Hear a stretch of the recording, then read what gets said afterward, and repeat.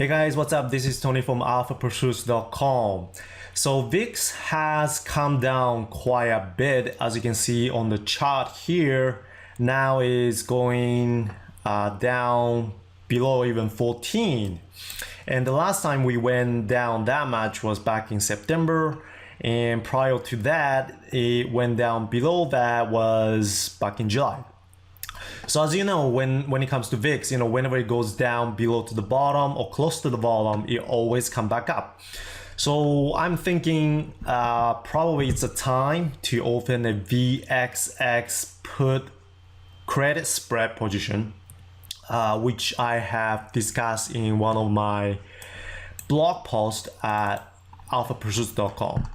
So the thinking here is that, well, let me show you on the chart and I can talk through this. VXX. So the thinking here is that VXX is the ETP, electronic traded product of VIX. So it basically moves in mirror image of VIX. As you can see, VIX went down and then this came down as well. And there's also the contango effect that causes it to go down even further, even if VIX doesn't move at all, which is very good if you are opening a credit call spread, because when it spikes up, you open credit call spread, or you buy put spread, or just simply sell call or buy put. You can benefit from it coming down because one, it always come back down, just like VIX. It reverts back to the mean. Second, there's the contango effect, as I just mentioned, where it always come back down even if VIX stays the same. So having said that, the position that I'm trying to open is counter to that, because I'm betting that it's gonna go up at some point, but then I would need to find a way to counter the contango effect, which, like I said, if VIX doesn't move at all or if it keeps going down, there's a contango effect that can cause VXX to go down even further. The way to counter it, my thinking was to basically use the time value. So, like I said, contango effect generally happens 5 to 10%. I would say sometimes it go beyond that when the time is good. Like I said in this blog post here, based on that calculation, we can kind of say, okay, what's the price point I should get into? So right now it's around 21 VXX. And considering, let's say there's a 10% contango effect for the next 2 months. So I want to open a position that's December expiration. Right now it's October. And so there's going to be 10% and then another 10% decline, assuming nothing happens, the worst case scenario. So that's the price range that we're trying to determine. What is the worst case scenario? So it will be 21 right now multiplied by 0.9. 21 multiplied by 0.9. So next month it will be down to 18.9 multiplied by 0.9 again. That will be 17. So the worst case scenario that we're expecting is that if VIX doesn't spike and if VIX hovers around, will go down a little bit more. The worst case scenario would be 17 by December. So with that, having said that, let's come to analysis tab here. And so I'm thinking to open a 17-16 credit put spread, which, the payback right now is, the payout right now is 210 with 790, risking 790. And then probability to break even, it's around 24%. As you can see, I already adjusted to the expiration here.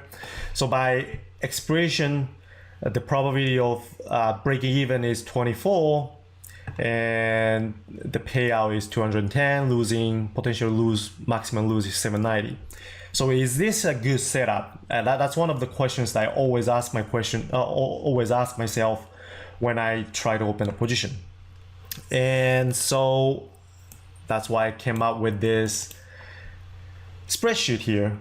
And the thinking, let me walk you through the thinking here, why this spreadsheet I think is useful. And you can disagree with me, of course, and I would like to hear your opinion So if you can leave your comment down below if you're watching on YouTube.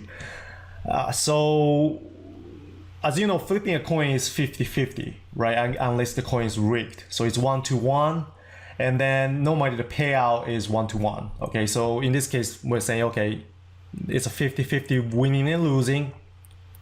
The lose and win is 1-to-1, so it doesn't have to be 500. It can be 100-100. But just for the sake of argument, let's use 500 here.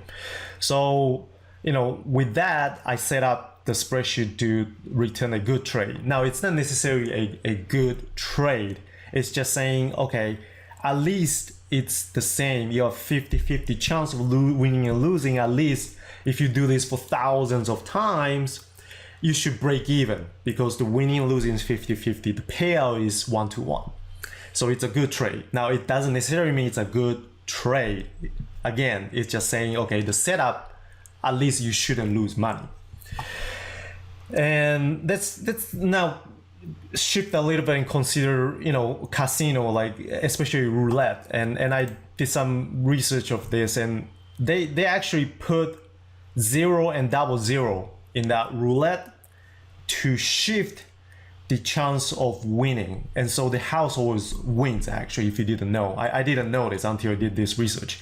And so, well, this is why, you know, gambling is gambling. You are not going to win, you're going to lose, because that's the way it's set up. So because of that, even the most fundamental bet in there, you know, there's the red and there's the black, right? It's supposed to be 50-50 chance, but because there's this 0 and 00 in there, it shifts that 50-50 chance a little bit. So let's come back to the equation here. Let's say even the payout is still the same. You know, you lose, you make 50. You lose, you lose 500. You win, you win 500. That's a 1-to-1 payout.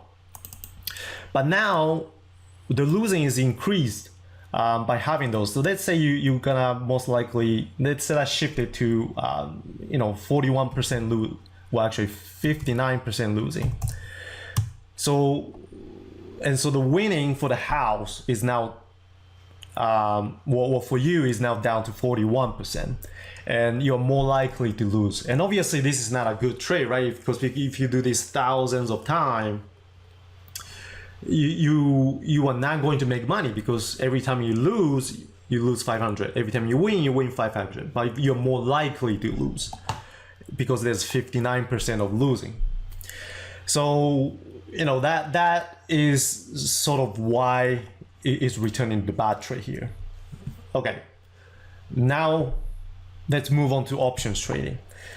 The question here is, okay, so I have a very similar kind of setup, right? I have the winning, I have the losing, I have the probability. Is this setup even good to start with? Is it even worth considering? And of course, there are other factors, right? You know, the time value, the volatility, and also, you know, the contango in this case, because we know it's gonna keep going down. So there are external factors to make this trade good or bad. I mean, there's also economic data on that, but we're not talking about that here. We're just purely talking about the setup. So let's put this into equation and see what happens here. So there's the 200. Okay, now we shift it a little bit again. This is 200, there's 800, there's 24.29. So let's put those in here. There's the losing is 800. The winning is 200. And the losing is 24.29. Actually, I need to do decimal place. So it'll be 0.2429. Okay, and obviously it's a bad trade because this will need to go up to 250, and this will need to go down to about 750-ish for it to sort of get close or even beyond that 1-to-1 payout with the 50-50. So that's the way this spreadsheet is set up. You know, it's trying to determine whether this is at least as good as flipping coin with 1-to-1 payout. And so based on that, you can see, okay, this is probably not a very good setup, even though it's pretty close though. It's only like 4% beyond, I would say, or maybe even 3 right now. So, this is easy. Let me give you another example here. And I have seen a really bad setup, but let me show you a good setup. So this is XPX. And we're not talking about contango or anything like that. This is just straightforward what will happen at expiration. You don't have to consider contango, time value. And again, when you consider those, the whole picture might shift. But again, we are thinking about just purely the setup based on the number that Thinkorswim is giving us. So it's 3,100. Let me fix it so it doesn't keep changing there. 3,125, 1,875, and then around 34%. So let me input these numbers here in the other window quickly, and I bring that over. 3,125, 3,125, 1,875, 1,875, and then 34.33. No, 0.3433. Okay. And then we bring this over, and you can see clearly this is a good trade because it is the same or beyond that 50-50 percentage and 1-to-1 payout ratio. And let me tell you, I have seen a much worse setup, and I have traded few of those, even though they were really bad setup. And the setup that I've seen, I can tell you it was like 34% or 20% losing, with $900 losing, $100 of profit. And in fact, I can show you that here. So the losing is 900, the winning is 100, and the probability of lose, I think it was like 20% or something, 0.20. Oh, sorry, 0.2. Oop.